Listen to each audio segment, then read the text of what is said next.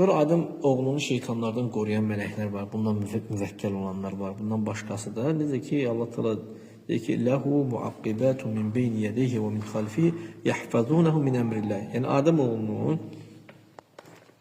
önündən də arxasından qoruyanlar var. Muaqqibət qoruyan mələklər vardır. Yahfazuna min emri. Allahın əmri ilə onları onu qoruyurlar. Subhanallah. Bax insan sağda, solda, qabaqda. Bir görsən, gedirsən görürsən kimsə sənə daş atıb, demirsən mələk sənə deyir ki, sağa dur, başını sağa eləsən, sola dur. Deyirsən ki, bu hərəkət hardandır səndə? Maşını sürsən elə bir palajini yaranır ki, mələk də bellə. Sən onu eşitmirsən. Prosta risk divijen hərəkət edirsən, amma bilmirsən ki, Allahın izni o mələk yəni nə edir, səni Allah'la qoruyur. Ta ki, sənə o yazılan qədər gələndə, hansı qaçılmaz bir qədər, çəkilib qıraqda dururlar.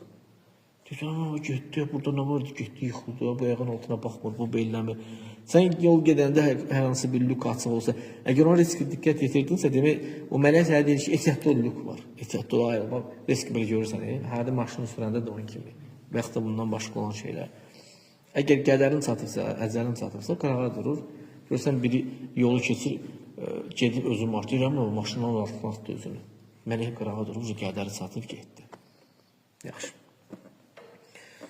Yəni,